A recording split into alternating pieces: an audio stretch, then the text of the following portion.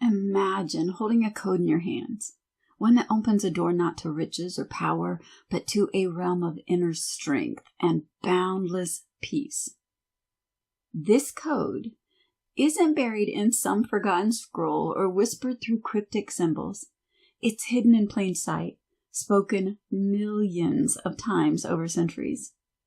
Today, we're not here to simply recite the words of the Lord's Prayer, but to unlock it like a map, revealing its deeper pathways. We'll explore how each phrase points us toward truth about who we are, our connection to the divine, and the power within us waiting to be realized. What if this ancient prayer was always meant to be more than words? Let's see what it's really asking us to discover. Let's start with the prayer itself. Our Father, which art in heaven, hallowed be thy name. Thy kingdom come, thy will be done, on earth as it is in heaven. Give us this day our daily bread, and forgive us our trespasses, as we forgive those who trespass against us. Lead us not into temptation, but deliver us from evil. For thine is the kingdom, the power, and the glory forever.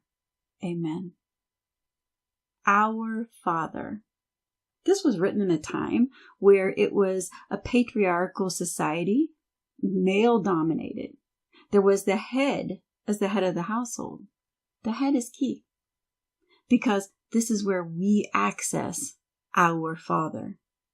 Analogies are used so that we can understand the concepts that do not have concrete physicality. The use of Father was not to personify what is God, but rather to help us understand that we are the very substance.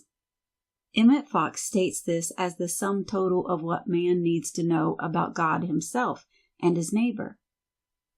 That it shows, these words, our Father, shows God is always loving.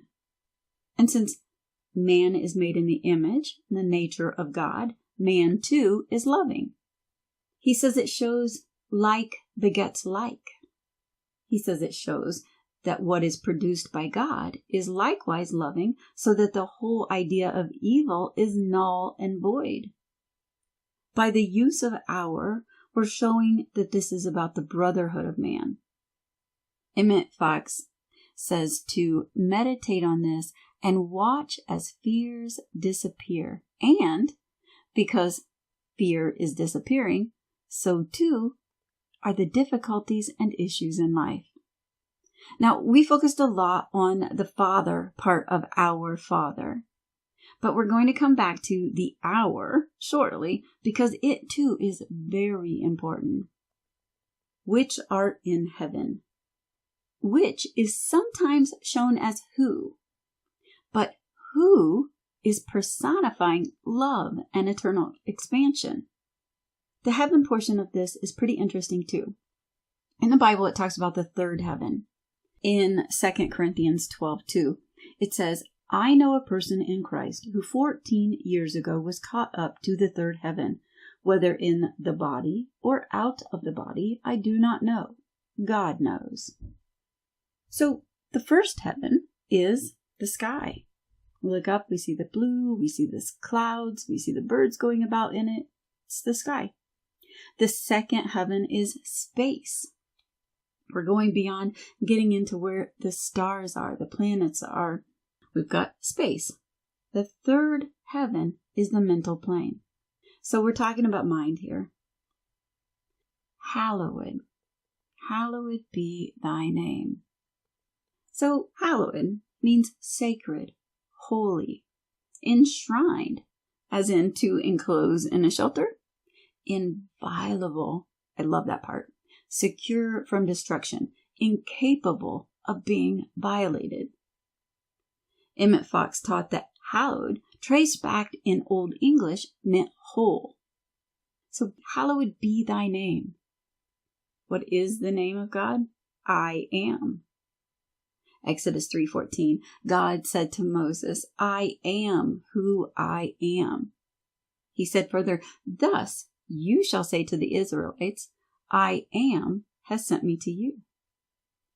So when we say I am, from that meditative viewpoint where we are seeing the sacred, enshrined, inviolable version, we're referring to ourselves as whole, complete, and perfect, which you will see later is where the power and glory are found. Thy kingdom come. The kingdom is within.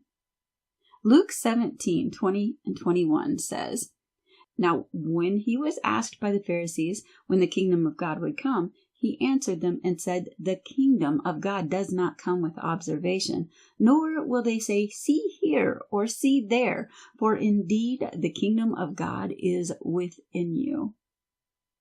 When we accept our true oneness and realize Spirit is here now, in, around, and actually who we are, and we live, move, and have our being as Spirit, the kingdom has come.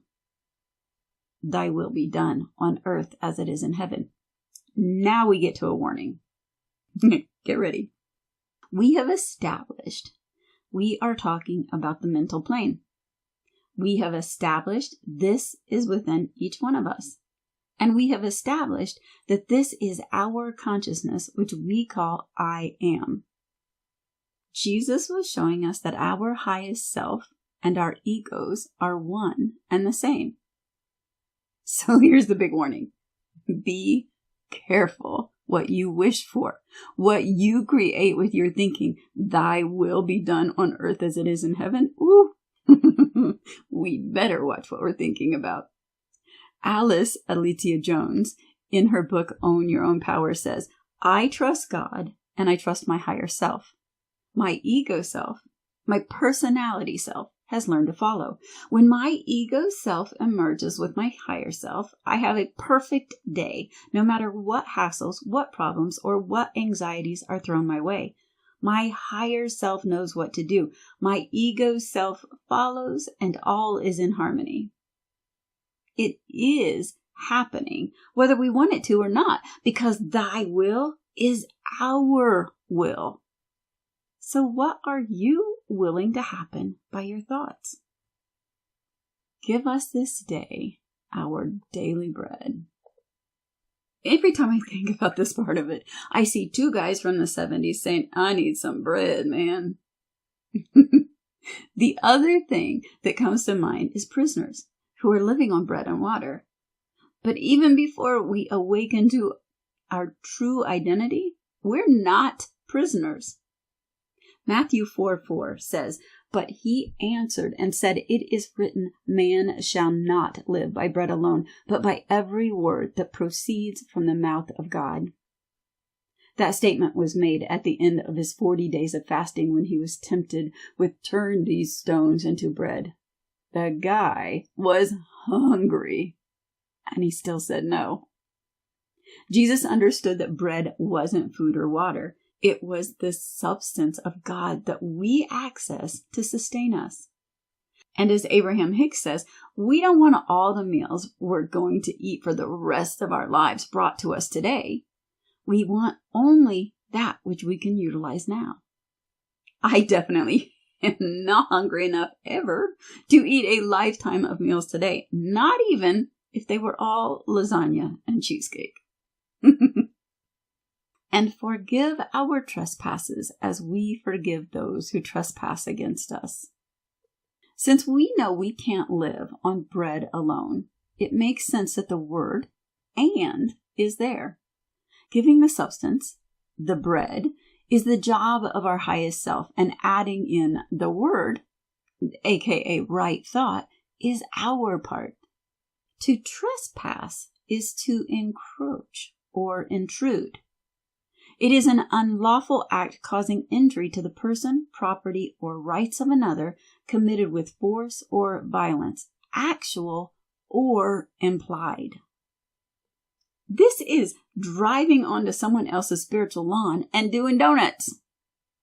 No, I would never do that, partly because I hate to drive, but I might walk over there and say, ooh, honey, I don't know what's wrong, but you need a landscaper. Now, I would drive on my own lawn and do donuts, and then wonder why I can't get anything to grow. All of this boils down to what it says in 1 Thessalonians 5:15. See that none of you repays evil for evil, but always seeks to do good to one another and to all. Because whether it is actual or implied, trespassing can cause injury to the person, to you, and to the collective.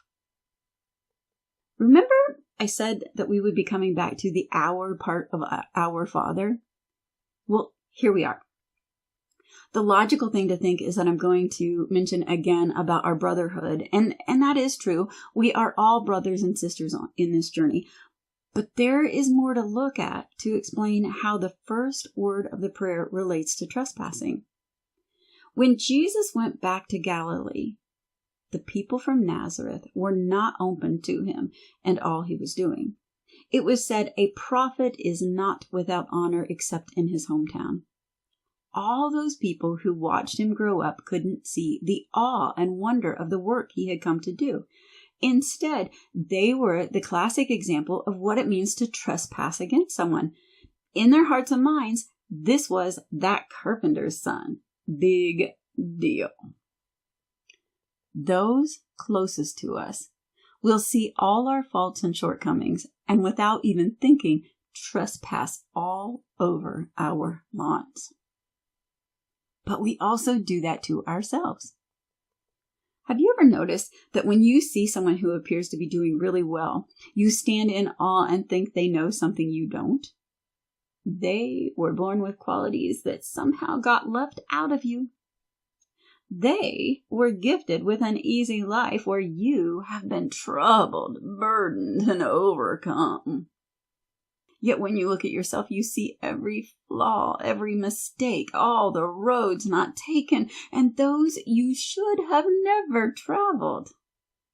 How could you be Christ, or even Christ-like, when you are such a dumpy lump?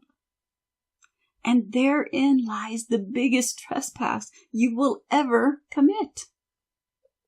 Our job then is to remain steadfast and committed to not trespassing. We must remain in the I am state, or at the very least return to it over and over again, because it surpasses your lawn or mine and puts us in the place of the collective oneness, or in other words, the our state, which consequently can also be called Elohim, which is the collective name of God. That feels like a booyah moment. Mic drop. But the prayer isn't done, so let's talk about temptation. Lead us not into temptation. Why would God lead us into temptation? It doesn't make any sense. This goes right back to show us our higher self and our egoic mind are one. In Christian healing, Charles Fillmore taught there is but one mind, and that mind cannot be separated or divided because, like the principle of mathematics, it is indivisible. All we can say of the one mind is that it is absolute and that all its manifestations are in essence like itself. In other words, creation acts for us just as it does for God, because there's no division between us. And what we create is, in fact, God's creation. Charles Fillmore went on to say, although God does use love to lead us away from errors, he never dictates what we do. And how could he, when this elusive he is actually our own I am? So the force that keeps us from temptation turns out to be our very own core, which is love. But deliver us from evil. Now, I had a real issue with this word but. Why not and? Lead us not into temptation and deliver us from evil. Finally, I heard it in my head this way. not only do I want you not to lead me into temptation, but I also want you delivering me from evil. That's really how it went through my head. I like to think of evil as me-ville. When it's all about me, I'm being me-ville. For thine is the kingdom. Remember, this is the kingdom of your mind, your life, and your spirit. The power, and this is where it all happens, and the glory. Given that we already established and repeated that our highest self and our egoic self are one, the glory isn't separated out and given just to the God self. It's part of what Alice Alicia Jones labeled all being in harmony. So the next time someone says to me, it's not me, it's God, I am going to tell them they're being dualistic, and then I might just kick them. Forever, amen. If you have enjoyed this message and want to find out how to get a free copy of the entire collection, look for the link in the description. And see you next time.